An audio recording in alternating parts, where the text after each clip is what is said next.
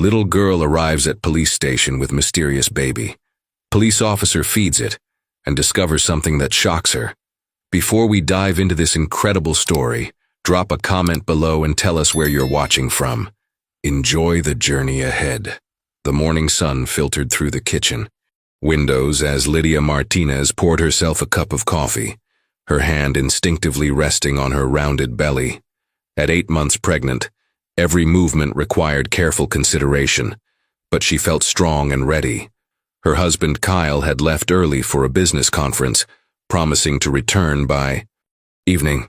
"Just you and me today, little one," she whispered to her unborn child, feeling a gentle kick in response.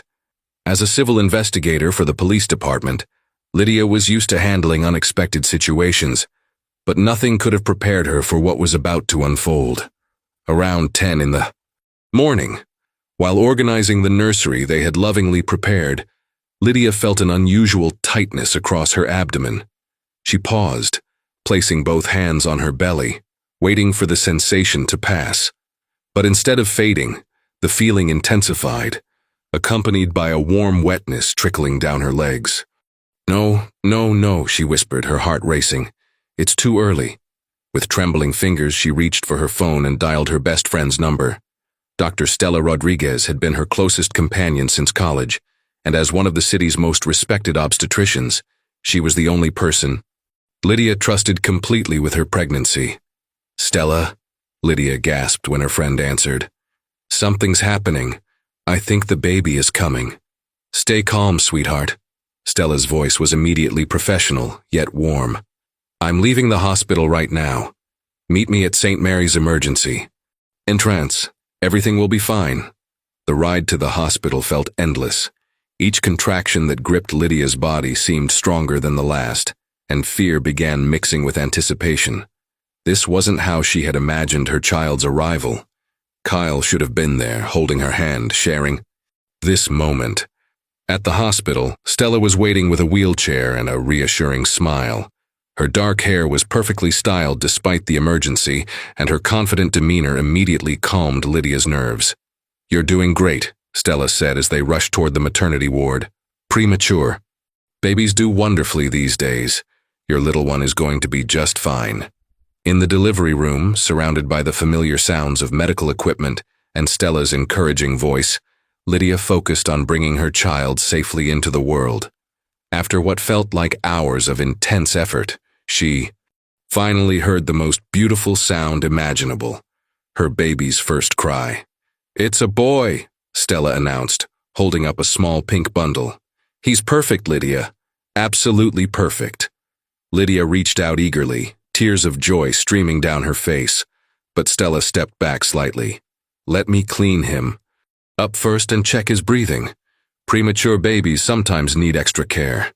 "Is he okay?" Lydia asked, trying to sit up to see better. "He sounds strong." "He is strong," Stella assured her, wrapping the baby in a soft blanket. "But I want to take him to the observation room for a few minutes, just to be safe. Standard procedure for early arrivals." As Stella carried the crying infant toward the door, Lydia called out, "Wait, let me hold him just for a second." But the door had already closed behind them, leaving Lydia alone with an inexplicable sense of unease growing in her chest. 20 minutes passed, then 30. Lydia pressed the call button repeatedly, asking the nurses when she could see her son, but they only offered vague reassurances that Dr. Rodriguez was taking excellent care of everything. Finally, the door opened, and Stella entered alone. Her expression had changed completely. Where there had been joy and confidence, now there was only devastating sorrow. "Lydia," Stella began, her voice breaking. "I'm so sorry. I tried everything I could, but—" She paused, tears forming in her eyes. "The baby. He didn't make it. Sometimes with premature births, their little lungs just aren't ready." The words hit Lydia like a physical blow. The room seemed to spin around her as she tried to process what she was hearing. "No," she whispered.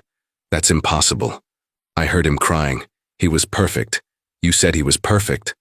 Stella moved closer, reaching for Lydia's hand. "Sometimes babies cry even when they're in distress. I'm so deeply sorry, my dear friend. We did everything possible.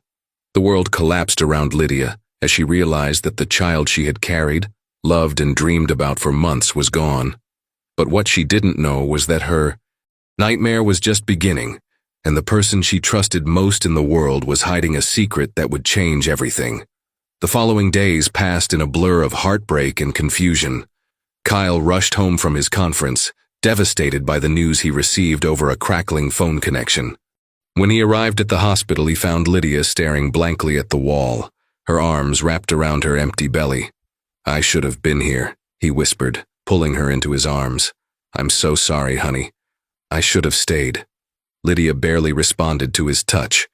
The woman who had always been strong, decisive, and fearless in her work as an investigator now seemed like a fragile shell of herself. Stella appeared in the doorway, carrying a clipboard and wearing the same sorrowful expression she had maintained since delivering the devastating news. "I've taken care of all the paperwork," she said softly. "You don't need to worry about any of the arrangements. Just focus on healing." "I want to see him," Lydia said suddenly, her voice barely audible. "I need to say goodbye." Stella's grip tightened on her clipboard. "Lydia, sweetheart, I really don't think that's wise. Sometimes it's better to remember the joy of carrying him rather than the sadness of goodbye. Trust me on this." Kyle nodded in agreement, though something in Stella's urgency struck him as odd. "Maybe she's right, Lydia. Let's just go home and grieve together." Over the next week, Stella visited daily, bringing homemade meals and sitting quietly with Lydia. To any observer, she was the picture of a devoted friend providing comfort during an unimaginable loss. She held Lydia's hand during the worst crying spells, brought flowers to brighten the dark house, and spoke gently about healing and moving forward. "You're so young," Stella would say. "There will be other children when you're ready. This doesn't have to be the end of your dream." But Kyle noticed something unsettling in these conversations. Whenever he entered the room, Stella would quickly change the subject or find a reason to leave. And there was something in her eyes, not just sympathy, but something else he couldn't identify. One evening, after Stella had left following another long visit, Kyle found Lydia standing in the nursery they had prepared. The crib stood empty, surrounded by stuffed animals and picture books. They would never read together.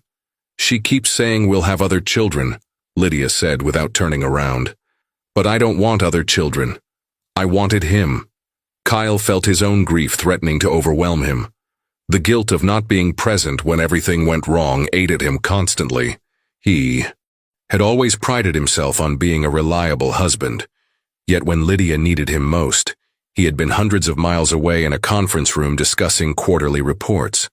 "I keep thinking about the sound of his cry," Lydia continued. "It was so strong, Kyle. He sounded healthy. How can someone sound so healthy and then just—" She couldn't finish the sentence. Kyle wrapped his arms around her from behind. "Stella explained it to us. Sometimes things happen that doctors can't control, even with all their expertise." But even as he said the words, Kyle felt a nagging doubt in his chest. He had worked in business long enough to recognize when someone was controlling information, and Stella's insistence on handling everything herself felt increasingly strange. That night, while Lydia finally slept with the help of medication Stella had prescribed, Kyle sat in his home office staring at his phone. He had been carrying a secret that was tearing him apart, a secret that made their loss even more unbearable. For the past 3 months, he had been having an affair with Stella. It had started innocently enough.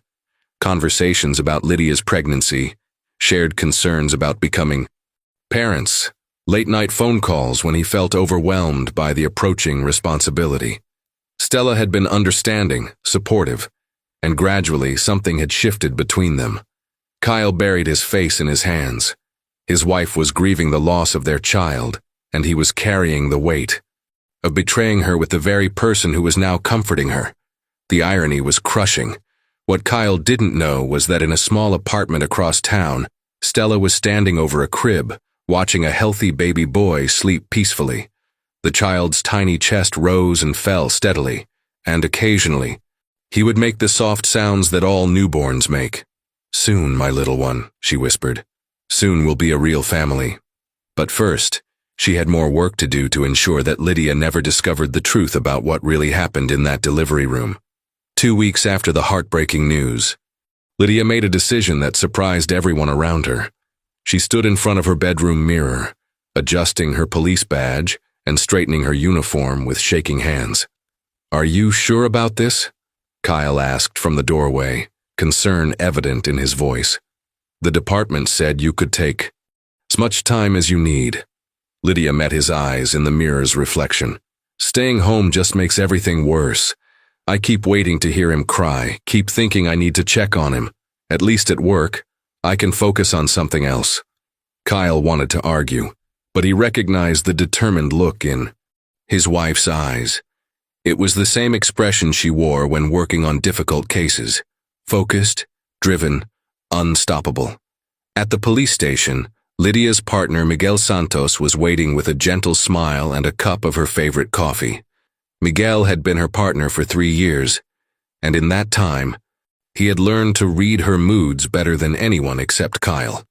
"Welcome back, partner," he said simply, not mentioning her loss directly. He understood that sometimes the kindest thing was to treat someone normally when they desperately needed normalcy. The other officers approached cautiously throughout the morning, offering brief hugs and quiet words of support before returning to their duties. Lydia appreciated their restraint. She wasn't ready for lengthy conversations about her grief, but their presence comforted her.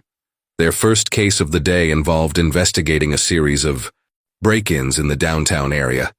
As they drove through the familiar streets, Lydia felt something she hadn't experienced in weeks: purpose. The rhythm of asking questions, examining evidence, and piecing together puzzles provided a blessed distraction from the constant ache in her chest. "The suspect always targets apartments on the 3rd floor," Miguel observed, reviewing their notes. "And only during weekday mornings when most people are at work." Lydia studied the pattern, her investigative instincts kicking in. Someone with inside knowledge of the buildings, maybe a maintenance worker or delivery person. For several hours she managed to push aside her personal pain and become the sharp, intuitive investigator her colleagues respected. But as the day wore on, reminders of her loss crept back in.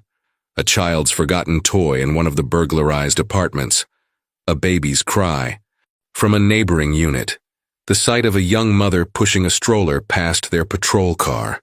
During lunch break, Miguel gently broached the subject that had been weighing on his mind. "Lydia, I know this is difficult, but have you considered talking to someone?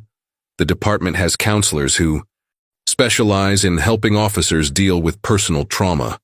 Lydia stirred her soup absently.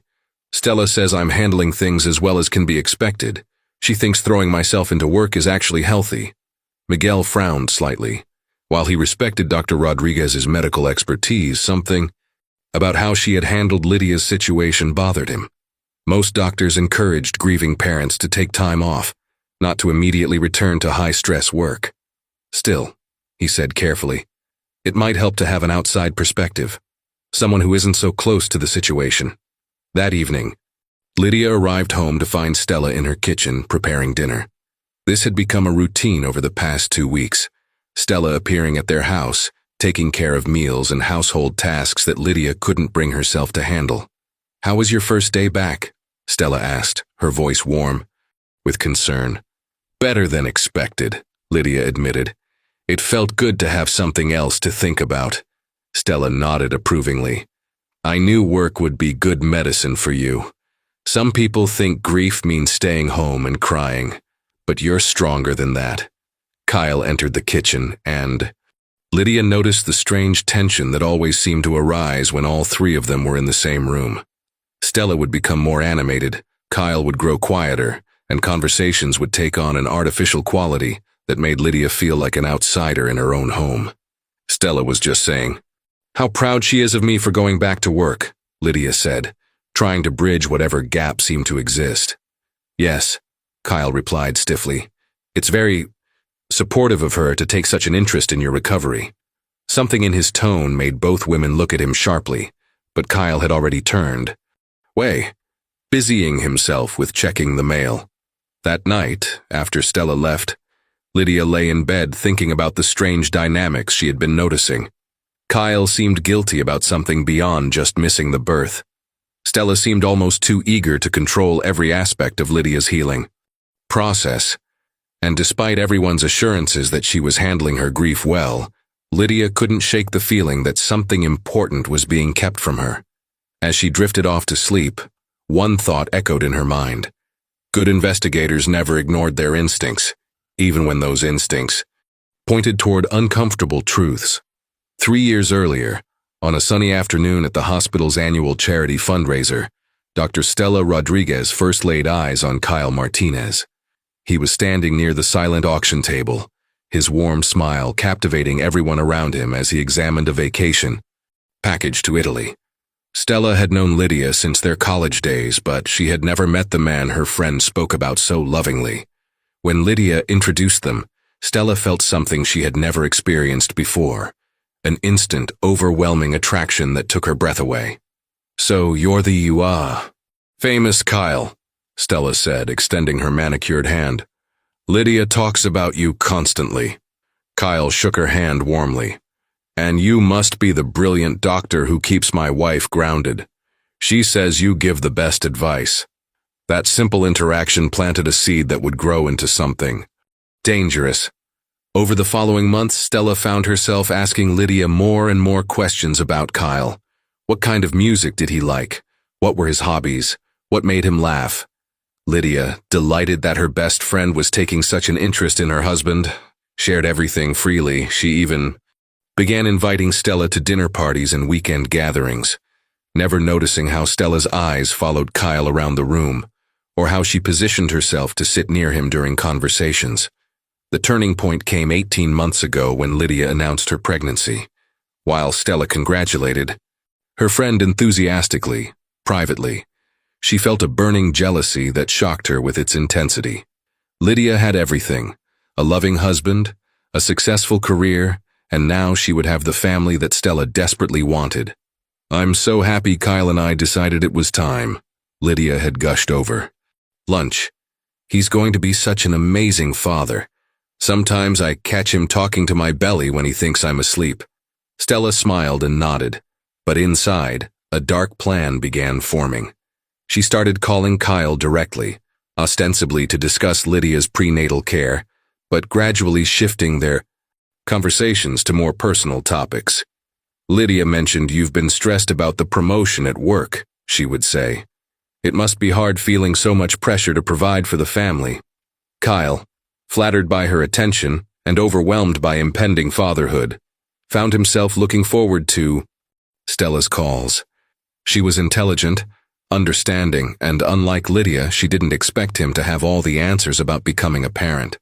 The affair began 6 months ago during one of Kyle's particularly difficult weeks at work. Stella had suggested they meet for coffee to discuss Lydia's baby shower plans, but the conversation had quickly turned to Kyle's fears about fatherhood. "You're going to be wonderful," Stella had assured him, her hand touching his across the small cafe table. "Any child would be lucky to have you as a father." The physical attraction that had been simmering beneath their friendship finally boiled over. Kyle knew it was wrong, knew it would destroy his marriage if discovered, but Stella made him feel confident and desired in a way that his anxious, pregnancy-focused wife no longer could. "Lydia doesn't have to know," Stella had whispered. "This doesn't change how much you love her. Sometimes people just need different things from different people." For months, Kyle lived a double life, attending prenatal appointments with Lydia, while secretly meeting Stella at her apartment. He told himself it was temporary, that once the baby arrived and life settled into a new routine, he would end things with Stella and focus on his family. But Stella had different plans. She began dropping hints about how perfect they were together, how much happier Kyle seemed when he was with her. She painted pictures of a life where she was the one carrying his child, where they could be together openly without the complications of Lydia's demanding career. "She's so focused on her police work," Stella would say. "I wonder if she'll even have time for the baby. Some women aren't meant to balance everything." As Lydia's due date approached, Stella's suggestions became more direct. She began talking about how accidents happened in delivery rooms, how premature babies faced so many challenges, how sometimes the kindest thing was to prevent suffering before it began. Kyle, caught up in his guilt and infatuation, didn't fully understand what Stella was implying until it was too late. When she called him that fateful morning to say that Lydia was in labor and the baby hadn't survived, Kyle felt a grief so overwhelming that he almost confessed everything right there. But Stella's tearful explanation of complications and her professional handling of all the arrangements convinced him that his affair had nothing to do with the tragedy. It was just terrible timing, a coincidence that would haunt him forever. What Kyle didn't know was that at that very moment in Stella's apartment, a healthy baby boy was sleeping peacefully in a crib she had purchased weeks earlier, waiting for the moment when she could claim the life she believed she deserved. In her elegant apartment across town, Stella moved quietly through the nursery she had secretly prepared months earlier. Soft yellow walls, carefully chosen to be gender-neutral, surrounded a beautiful oak crib where a tiny baby slept peacefully. She had told everyone she was redecorating her guest room, but this space had always been intended for one purpose. The baby stirred slightly, making the soft cooing sounds that made Stella's heart race with a mixture of joy and fear. She had been caring for him for 3 weeks now, telling her neighbors she was babysitting for a colleague who was out of town. "Soon, my little prince," she whispered, adjusting his tiny blanket. "Soon, we'll be together properly." But first, she needed to handle Kyle's growing guilt and suspicion. She had noticed how he avoided eye contact during their recent conversations, how he seemed to be pulling away from their relationship. This morning, he had even suggested they should take a break while he focused on supporting Lydia through her grief. The very idea made Stella's hands clench into fists. She had sacrificed everything for this plan: her medical ethics, her friendship with Lydia, her reputation if anyone ever discovered the truth. Kyle belonged to her now, whether he realized it or not. Her phone buzzed with a text message from Kyle. "We need to talk, coming over after work." Stella smiled coldly as she typed her response. "Of course, darling. I'll be waiting." That evening, Kyle arrived at Stella's apartment looking haggard and worn. The past 3 weeks of living with his grief-stricken wife while carrying his own secrets had taken a visible toll. Dark circles shadowed his eyes and his usually neat appearance was disheveled. "Stella, we can't keep doing this," he began before he even sat down. "Lydia is falling apart, and I feel like the worst person in the world. She needs me completely focused on helping her heal." Stella listened calmly, her expression understanding and supportive. "Of course you feel guilty, Kyle. You're a good man with a big heart, but punishing yourself won't bring back the baby." "This isn't about punishment," Kyle insisted. "This is about doing what's right. I should have ended this months ago before—" He couldn't finish the sentence, but they both knew what he meant.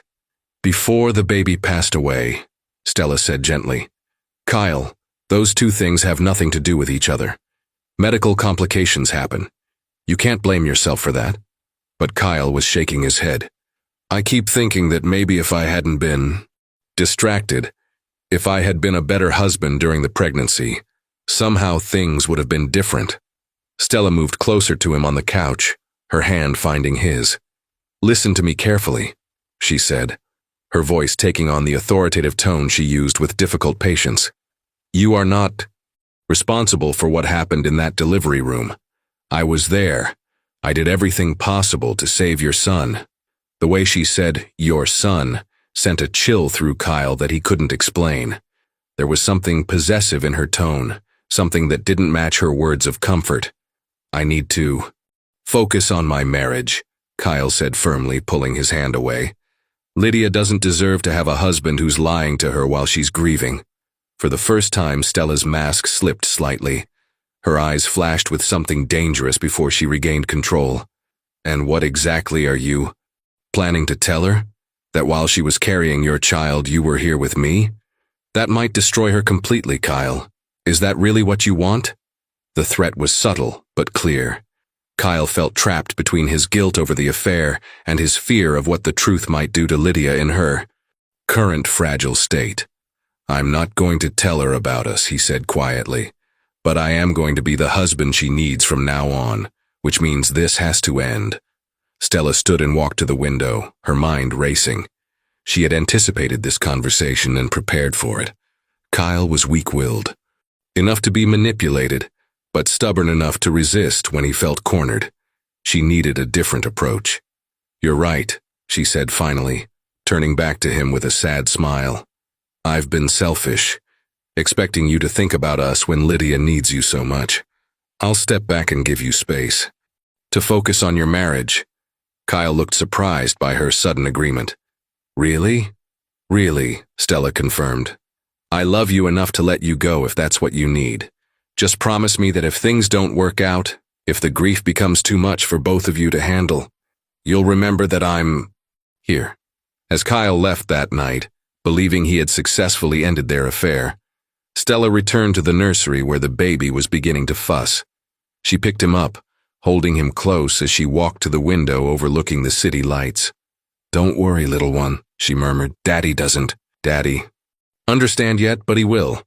Sometimes people need help seeing what's best for them." She had given Kyle his freedom, but only temporarily. Soon she would have to take more drastic action to secure the future she had worked so hard to create. 2 days after Kyle's visit, Stella stood in her apartment kitchen, staring at her reflection in the chrome refrigerator door. The woman looking back at her seemed like a stranger, perfectly composed on the surface, but with eyes that held a dangerous intensity she had never seen before. The baby's cries echoed from the nursery, a sound that should have brought her joy, but instead filled her with growing panic. Her carefully constructed plan was falling apart. Kyle was pulling away. Lydia was slowly starting to ask more questions about the hospital procedures, and maintaining the lie was becoming increasingly difficult.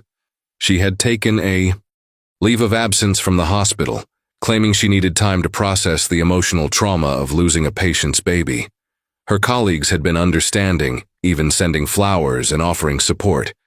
None of them suspected that the grieving doctor was actually caring for the very child she claimed to have lost. But caring for a newborn alone was exhausting in ways Stella hadn't anticipated. The constant feeding schedule, the sleepless nights, the endless worry about every little sound or movement. It was nothing like she had imagined during her months of planning. Her phone rang, startling her from her thoughts. Kyle's name appeared on the screen, and for a moment hope fluttered in her chest. Maybe he had changed his mind. Maybe he realized they belonged together. "Stella," Kyle's voice was formal, distant.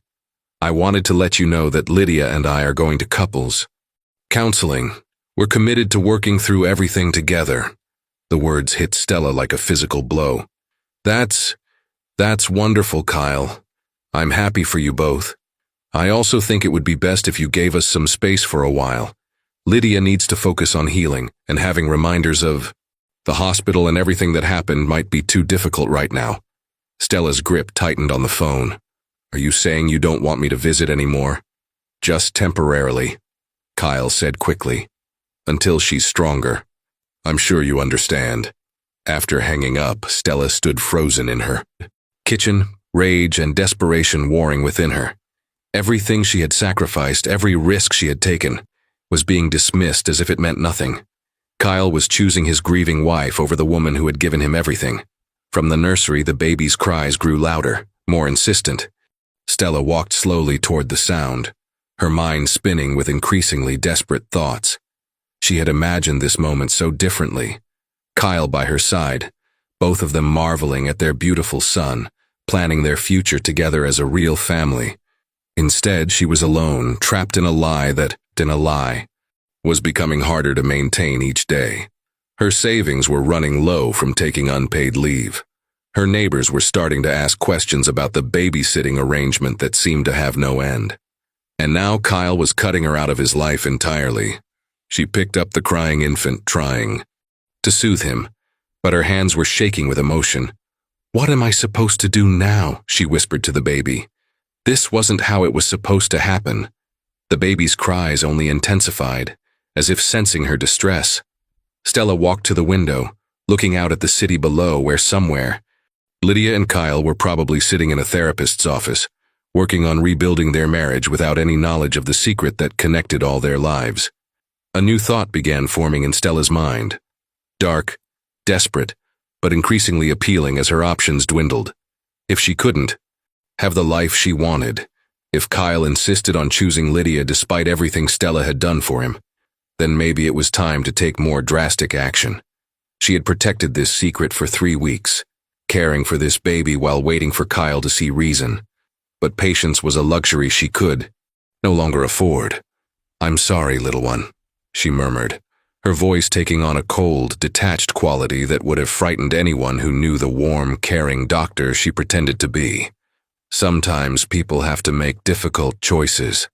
As the sun set over the city, Stella began making phone calls, not to Kyle or Lydia, but to other numbers, darker connections she had hoped never to use. By morning, she would set in motion events that would change everything, regardless of the consequences. The baby in her arms continued to cry, unaware that his fate was about to take another dramatic turn. The next morning, Stella's apartment felt like a prison. She had barely slept, pacing between the nursery and her living room, the baby's needs becoming an overwhelming burden rather than the joy she had imagined. Dark circles rimmed her eyes, and her usually perfect appearance was disheveled and strained. She picked up her phone and dialed a number she had found through her hospital connections. Someone who handled difficult situations with no questions asked. The conversation was brief, coded, and left her feeling sick to her stomach. "I need something taken care of," she had said, carefully. "A situation that's become complicated." The voice on the other end was professional, cold. "Location and timing?" Stella's hands trembled as she gave the details.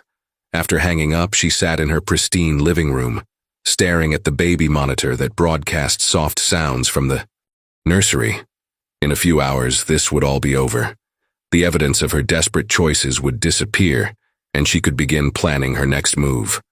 But as the morning wore on, doubt began creeping in.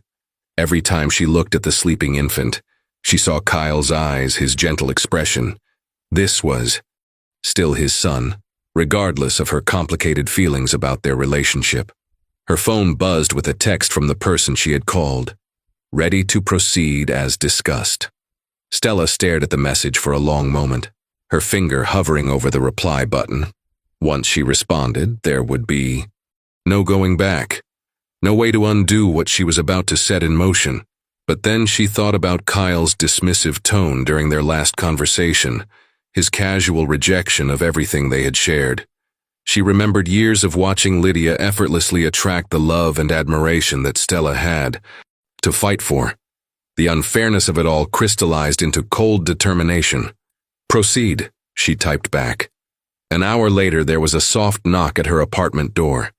Stella opened it to find a thin woman in scrubs, one of the night shift nurses from the hospital whom Stella had helped out of financial trouble months earlier.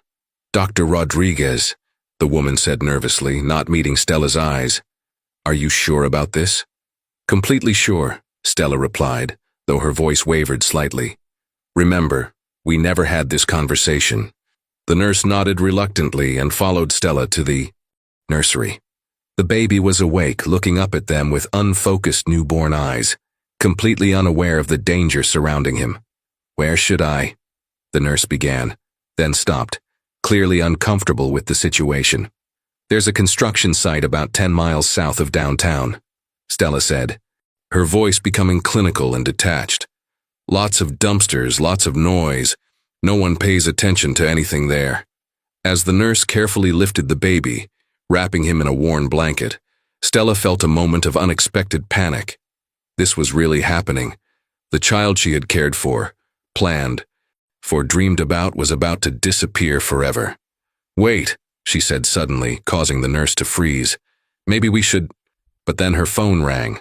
Kyle's name appeared on the screen, and without thinking she answered. "Stella, I wanted to thank you again for everything you did for Lydia." During the delivery, Kyle's voice was kind but distant. "Even though we lost the baby, knowing you were there gave us both comfort. You're a true friend." The words "true friend" echoed in Stella's mind as Kyle continued talking about therapy sessions and healing and moving forward. He spoke about her as if she were nothing more than a helpful acquaintance, someone who had played a minor supporting role in their tragedy. "Of course," Stella managed to say. "I'm just glad I could help." After hanging up, she looked at the nurse, who was still holding the baby and waiting for instructions. The moment of doubt passed, replaced by a cold fury that surprised Stella with its intensity. "Take him," she said firmly, "and make sure no one ever finds him." The nurse nodded and headed toward the door, the baby's soft breathing the only sound in the suddenly silent apartment. As the door closed, behind them, Stella collapsed onto her couch, the weight of what she had just done crashing over her. There was no going back now. In a few hours, her secret would be buried forever, and she could focus on the real challenge, winning Kyle back and building the life she deserved. Outside, storm. Clouds were gathering over the city, and somewhere in the distance a baby's fate hung in the balance. In the maze of narrow alleyways behind downtown's construction district, 5-year-old Rafa Martinez moved with the practiced stealth of someone much older. Her small frame, dressed in clothes that were too big and patched in several places, allowed her to slip through spaces where adults couldn't follow. Rafa had been living on the streets for 8 months now, ever since her grandmother, the only family she had ever known, had passed away peacefully in her sleep.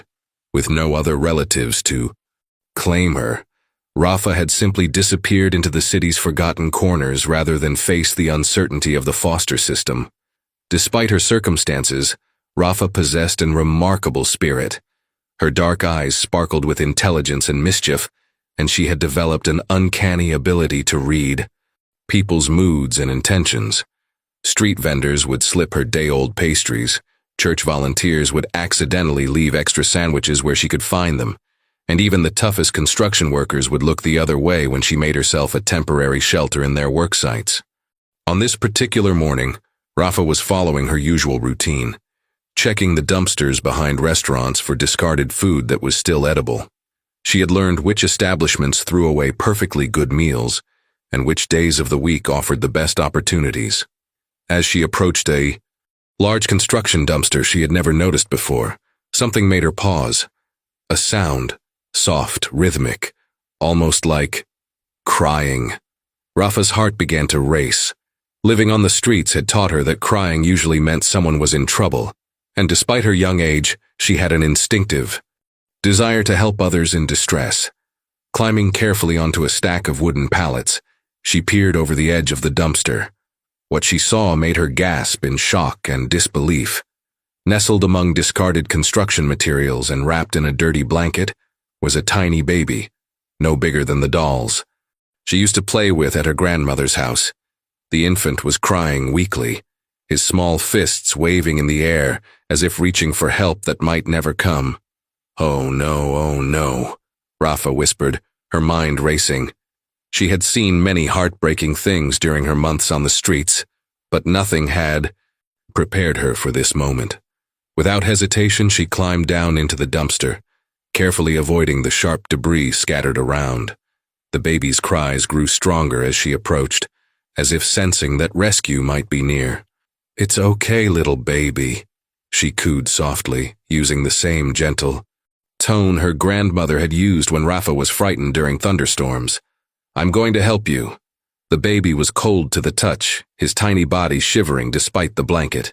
Rafa quickly removed her own thin jacket, the warmest piece of clothing she owned, and wrapped it around him. The crying subsided slightly, and for a moment the infant's eyes seemed to focus on her face. "You're so little," Rafa marveled. "Where's your mama?" She looked around the empty alley, hoping to spot some sign of the baby's family, but saw nothing except construction equipment and scattered garbage. The realization hit her like a cold wave. Someone had put this baby here on purpose. Someone had left him to face whatever might happen next. Rafa's jaw set with determination. She might be just a child herself, but she knew right from wrong. No baby deserved to be alone and cold and scared. Carefully cradling the infant against her chest, she climbed out of the dumpster and began walking toward the busier part of downtown. Her grandmother had always told her that when something terrible happened, you should find a police officer. Police officers helped people in trouble. The nearest police station was 12 blocks away, but Rafa didn't hesitate. She began walking, one small step at a time, whispering reassurances to the baby as she navigated through crowds of people who barely noticed the small girl carrying what appeared to be a bundle of clothing. "We're going to find someone who can help you," she promised. "Someone who knows about babies and can make sure you're safe." As she walked, Rafa couldn't help but wonder about the baby's story. Who was he? Why had someone left him in such a terrible place?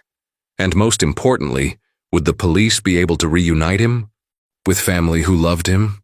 She had no way of knowing that her simple act of compassion was about to set in motion a chain of events that would change multiple lives forever.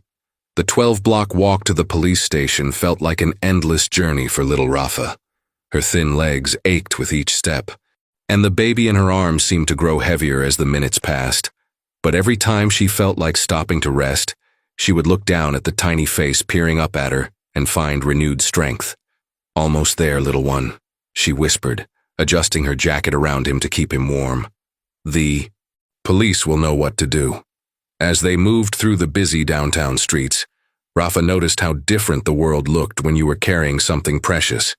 People rushed past without really seeing her, focused on their phones and their own concerns. A few glanced at the small girl with curiosity, but no one stopped to ask if she needed help. The baby had stopped crying, which worried Rafa more than the tears had. He felt so still in her arms, his breathing shallow and quiet. She began humming a lullaby her grandmother used to sing, hoping the familiar melody might comfort them. Both. "Rock-a-bye baby on the treetop," she sang softly, her young voice carrying a surprising amount of tenderness. "When the wind blows, the cradle will rock." At the 6th block, Rafa had to stop and rest on a bus bench. Her arms were trembling from the effort of carrying the baby, and her stomach growled with hunger. She hadn't eaten since yesterday afternoon. An elderly woman sitting nearby noticed her struggle. "Are you all right, dear?" the woman asked kindly. "Is that your baby brother?" Rafa looked up with serious eyes. "I found him," she said simply. "Someone left him in a dumpster. I'm taking him to the police so they can find his family." The elderly woman's expression changed from mild curiosity to shocked concern. "Oh my goodness. Here, let me help you." She stood up and flagged down a passing taxi. "Driver, we need to get to the police station immediately. This child has found an abandoned baby." The taxi ride took only a few minutes, but to Rafa it felt like a miracle. She had never ridden in a car before, and under different circumstances, she might have been excited by the experience. Instead, she focused entirely on the baby, watching his chest rise and fall, praying silently that he would be okay. When they arrived at the police station, the elderly woman paid the fare and walked Rafa to the front desk. "This brave little girl found an abandoned infant," she explained to the desk sergeant. "She's been carrying him for blocks to bring him here." The police station erupted into controlled activity. Within moments, several officers surrounded Rafa, their voices gentle but urgent as they assessed the situation. One officer, a kind-faced woman with graying hair, knelt down to Rafa's eye level. "You did exactly the right thing. Sweetheart," she said. "You may have saved this baby's life. Can you tell me where you found him?" As Rafa explained about the construction dumpster, she noticed more people gathering around. One officer was calling for paramedics, another was taking notes, and a third was gently examining the baby to make sure he was breathing properly. "Is he going to be okay?" Rafa asked, her voice small and worried. "Thanks to you, I think he's going to be just fine," the female officer assured her. "You're a very brave girl. What's your name?" "Rafa," she replied. "Rafa Martinez." The officer smiled. "Well, Rafa Martinez, you're a hero today. This baby is lucky you found him." As the paramedics arrived and began checking the infant's vital signs, Rafa felt a strange mixture of relief and sadness. She had done what needed to be done, but now the baby would go with other people, people who knew how to take proper care of him. Will I be able to visit him? She asked hopefully. The officer looked uncertain. We'll have to see, honey. First, we need to find out where he came from and if he has family looking for him. What none of them realized was that just a few floors above in the detective division, the baby's real mother was finishing up paperwork on a case, completely unaware that the most important moment of her life was about to unfold in the lobby below. 3 floors above the lobby commotion, Detective Lydia Martinez sat at her desk, reviewing the final details of a burglary case she and Miguel had just solved. The familiar routine of paperwork provided a welcome distraction from the grief that still shadowed her daily life, though some days were harder than others. Good work on the Henderson case, Miguel said, leaning against her desk. Your instincts about the maintenance worker were spot on. Lydia managed a small smile. Thanks. It feels good to close another one. Miguel studied his partner's face with concern. Over the past month since she'd returned to work, he had watched her throw herself into cases with an intensity that worried him. She was an excellent detective, but she was also using work to avoid processing her loss. Why don't we call it a day? He suggested gently. It's getting late and Kyle is probably wondering where you are. Lydia glanced at her watch and realized Miguel was right. She had been so absorbed in her work that she hadn't noticed the sun setting outside the windows. You're probably right. Just let me finish organizing these files. As she gathered her papers, the sound of urgent voices and rapid footsteps echoed from the stairwell. Both detectives looked up, their professional instincts immediately alert. Sounds like something big is happening downstairs, Miguel observed. Probably just another Friday night incident, Lydia replied, but something about the tone of the voices made her pause. There was excitement mixed with concern, and underneath it all, she could swear she heard crying. Her maternal instincts, still raw from her recent loss, made her heart skip a beat. Miguel, do you hear that? Before he could answer, Officer Sarah Chen from the front desk appeared in the doorway, slightly out of breath. Detective Martinez, we need you downstairs. We have a situation with an abandoned infant. Lydia's blood ran cold. What kind of situation? A little girl brought in a newborn she found in a construction dumpster. The baby seems healthy, but we need someone experienced to help coordinate with child services and the investigation. Miguel noticed how all the color had drained from Lydia's face. Sarah, maybe someone else should handle this case. Detective Martinez has been through.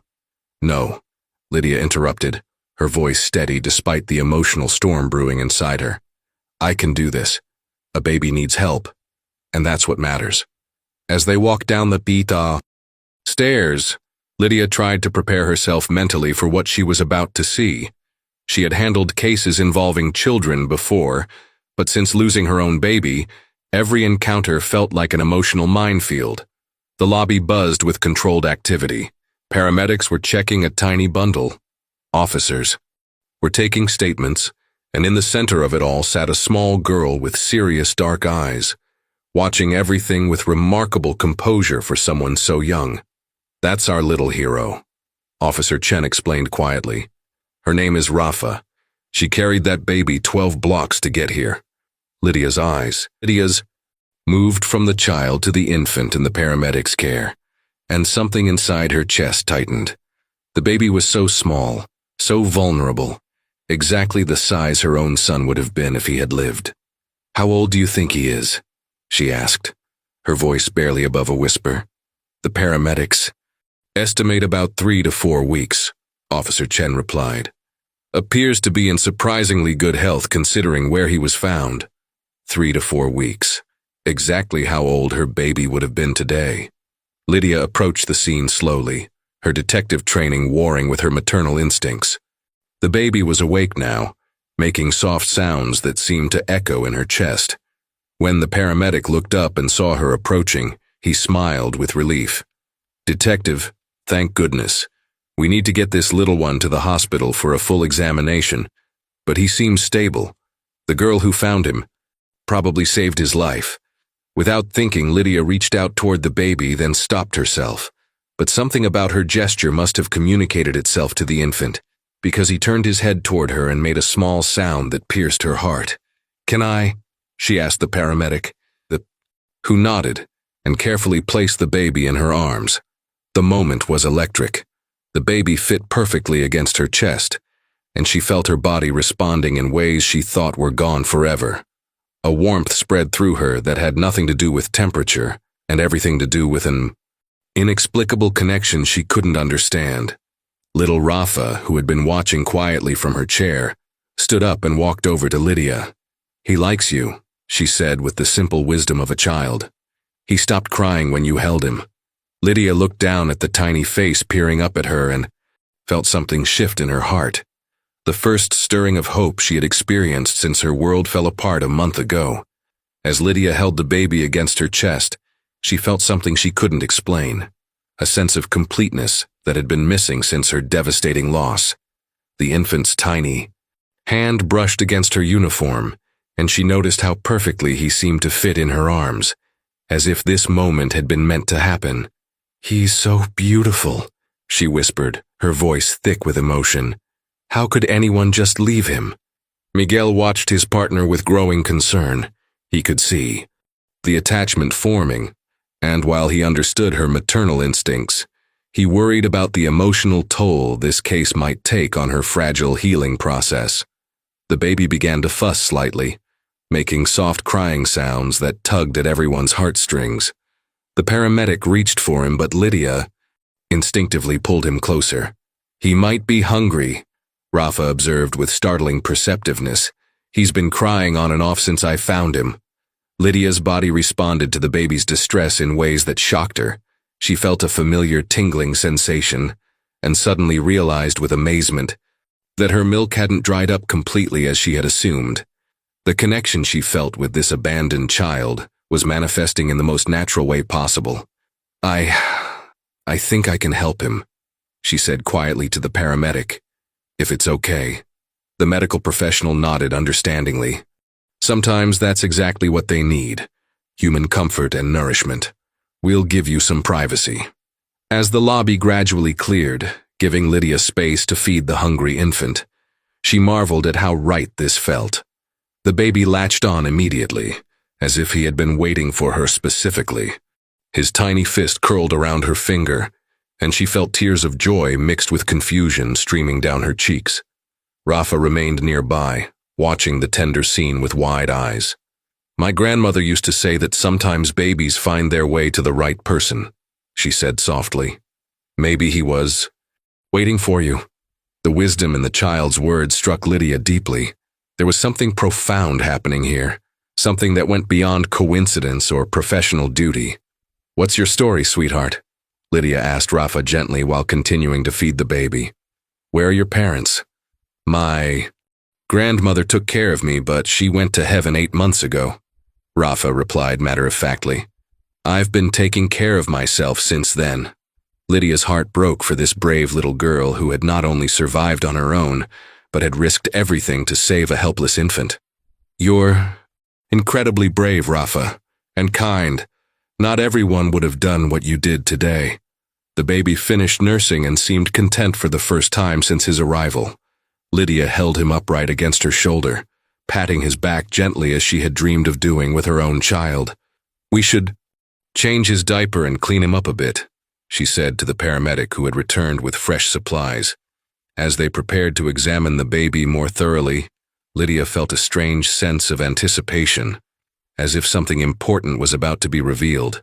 The infant seemed so familiar to her, so connected to her heart in ways that defied logic. When she began to remove the makeshift cloth that served as his diaper, her hands moved with surprising steadiness, despite the emotional intensity of the moment. But what she was about to discover would change everything she thought she knew about loss, hope, and the mysterious ways life could surprise even the most grieving heart. The baby looked up at her with trusting eyes, completely unaware that he was about to unlock the greatest mystery of both their lives. With gentle hands, Lydia carefully removed the torn cloth that had served as the baby's makeshift diaper. The paramedic stood nearby with clean supplies, ready to help with the examination. Rafa watched intently, her young face filled with concern for the tiny life she had rescued. As Lydia cleaned the baby's delicate skin, her movements suddenly froze. Her breath caught in. Her throat and her hands began to tremble uncontrollably. There, on the baby's tiny abdomen, just beside his umbilical cord area, was a small, distinctive birthmark. A dark, crescent-shaped mark that looked exactly like a tiny moon. "No," she whispered, her voice barely audible. "It can't be." The paramedic looked up with concern. "Detective, is everything all right?" With shaking hands, Lydia slowly lifted her own uniform shirt, revealing her stomach. There, in the exact same location, was an identical birthmark, the same size, the same shape, the same distinctive crescent that she had carried since birth. The silence in the room was deafening. Miguel, who had returned to check on them, stood frozen in the doorway. The paramedic's eyes widened in disbelief. Even little Rafa seemed to understand that something extraordinary was happening. "It's him," Lydia breathed, her voice breaking with overwhelming emotion. "Oh my God, it's him! It's my baby!" Her knees buckled and she sank to the floor, still clutching the infant to her chest. Tears streamed down her face as she looked back and forth between her own birthmark and the baby's identical one. The room began to spin as the impossible truth crashed over her in waves.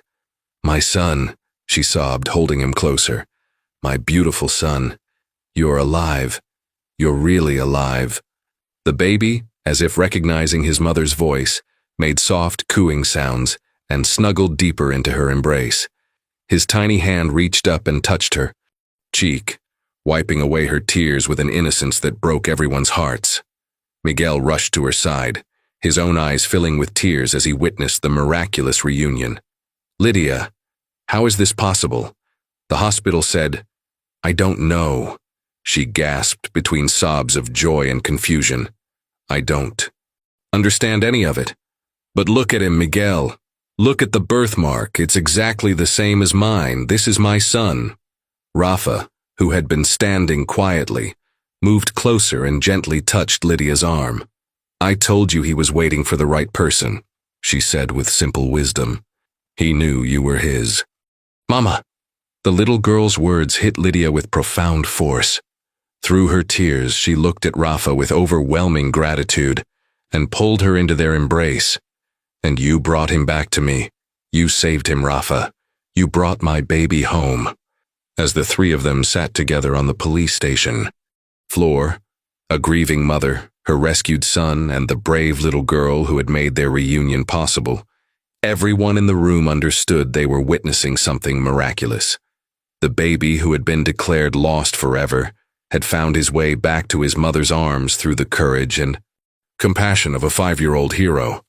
But the questions that remained would soon lead to discoveries that would shake the very foundations of trust and reveal the darkest secrets hidden behind medical authority. At that very moment, Kyle arrived at the police station, having received an urgent call from Miguel. He rushed through the entrance, expecting to find Lydia working on a difficult case, but instead discovered a scene that would forever change his understanding of everything he thought he knew. "Lydia," he called out, confusion evident in his voice as he saw his wife sitting on the floor, cradling a baby while a small girl sat beside them. Lydia looked up at him, her face streaked with tears but glowing with a joy he hadn't seen since before their loss. "Kyle," she said, her voice trembling with emotion. "Look at him. Really look at him." Kyle approached slowly, his eyes moving from Lydia's face to the infant in her arms. As he drew closer, the baby's features became clearer, and something in Kyle's chest tightened with recognition. "The birthmark," Lydia whispered, gently showing him the crescent-shaped mark on the baby's abdomen. "It's exactly like mine. Kyle, this is our son. Our baby didn't die. He's been alive all this time." The words hit Kyle like a thunderbolt. His legs gave way, and he dropped to his knees beside his wife, staring at the tiny face that indeed looked remarkably familiar. As the truth began to sink in, his expression transformed from confusion to horror. "Stella," he whispered, the name escaping his lips like a confession. "Oh God, Stella." "What about Stella?" Lydia asked, though something in Kyle's tone made her heart race with dread.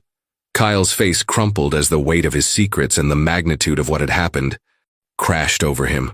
Between broken sobs, the words began pouring out. Words he had never intended to speak but could no longer contain.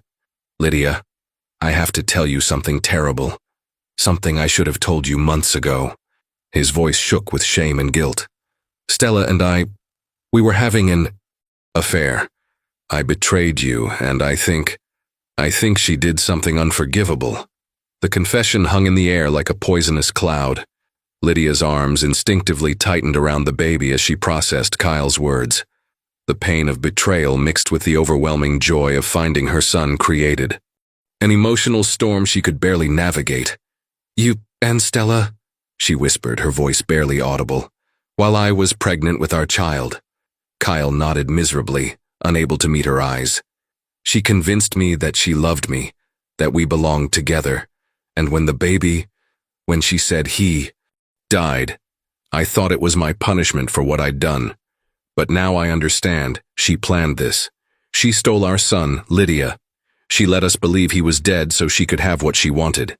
Miguel, who had been listening in shocked silence, stepped forward. We need to contact the hospital immediately and get Dr. Rodriguez down here for questioning. But Lydia was no longer listening to the conversations around her. She was staring at Kyle with a mixture of heartbreak and fury that made him shrink back in fear. Get away from us, she said quietly, her voice carrying a coldness that cut deeper than any scream. You lost the right to be near your son the moment you chose to betray our family. As Kyle started to protest, Lydia turned to little Rafa, who had been watching the adult drama unfold with wide, understanding eyes. Rafa, she said gently, you saved more than just a baby today. You saved my whole world, and I promise you I will never let anyone hurt either of you ever again. The battle for justice was just beginning, but in that moment, surrounded by the truth and holding her rescued son, Lydia felt stronger than she had in months. Within hours, the police station transformed into a center of intense investigation.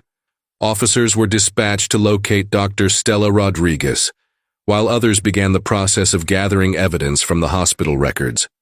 Lydia, still holding her son protectively, refused to let him out of her sight even for medical examinations. We found her, Miguel announced as he returned from coordinating the search. Dr. Rodriguez is at St. Mary's Hospital. She's been on leave since the day after your delivery, claiming she needed time to process the traumatic loss of a patient. Lydia's jaw tightened with determination. I want to confront her myself. Lydia, let us handle this, Miguel urged gently. You've been through enough trauma. But Lydia shook her head firmly. No. She looked me in the eye and lied about my child being dead. She watched me grieve for weeks while my baby was suffering alone. I need to face her. At the hospital, they found Stella in her office, calmly organizing files as if nothing had happened. When she looked up and saw Lydia walking toward her with the baby in her arms, her face went completely white. Hello, Stella, Lydia said, her voice steady despite the storm of emotions raging inside her. Surprised to see us. Stella's hands began to tremble as she tried to formulate a response. Lydia, where did you find that baby? You shouldn't be holding someone else's child so soon after your loss. My loss? Lydia stepped closer, her eyes never leaving Stella's face. You mean the loss you created? The lie you told me while you stole my son? I don't know what you're talking about, Stella stammered, but her voice lacked conviction. The guilt was written across her features like words on a page. Miguel stepped forward with a folder of evidence. Dr. Rodriguez, we have witnesses who can place you at the construction site where this infant was abandoned. We also have hospital security footage showing you leaving the maternity ward with a baby on the night of Detective Martinez's delivery. Cornered and facing undeniable proof, Stella's composure finally cracked. Years of jealousy, manipulation, and desperate choices came pouring out in a torrent of confession. You want the truth? She shouted, tears streaming down her face. Fine. Yes, I took him. I couldn't stand watching you have everything I wanted. Kyle's love, his child, the perfect life that should have been mine.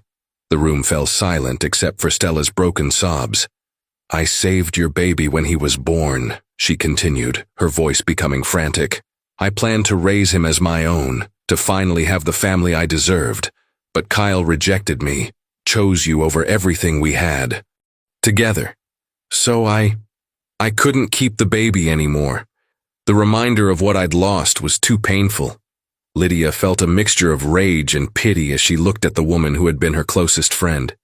How could you let me believe my child was dead? How could you watch me suffer? Because you had everything, Stella screamed. You were always the favorite, the one everyone loved. I just wanted what was rightfully mine.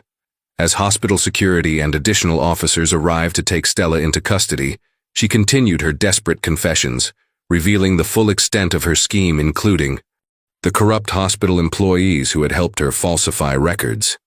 Lydia watched as the woman she had trusted with her deepest secrets was led away in handcuffs.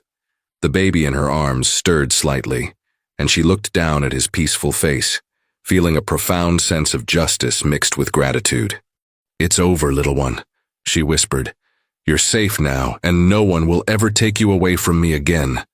6 months later, Lydia's life is marked by hope and healing. In her new apartment, she joyfully watches her 10-month-old son take his first steps. He is a healthy, happy baby, filling her days with a joy she thought impossible. By her side is Rafa, the brave little girl who saved the baby and whom Lydia officially adopted 3 months ago. Look, Mama Lydia! He's walking to me! Rafa shouts, delighted. The bond between them is deep, and Rafa has become the daughter Lydia never knew. She needed. Life continues to adjust. Kyle's divorce has been finalized, but he maintains supervised visits with his son, striving to rebuild trust and prove his worth as a father. Lydia chose forgiveness over bitterness, understanding that her son deserves the chance to know his father. Miguel, who has become a pillar of support for the new family, arrives for their weekly dinner with definitive news. The court case is finally over. Justice has been served. Stella was sentenced to several years in prison for kidnapping, falsifying records, and conspiracy. The corrupt hospital staff who helped her are also facing consequences. That night, as she puts both children to bed, Lydia reflects on the miraculous journey that brought them together. A grieving mother, a stolen baby, and a homeless child have formed a new family, united by courage, love, and the mysterious ways broken hearts can heal. Sweet dreams, my angels, she whispers, ready for the next day's adventure.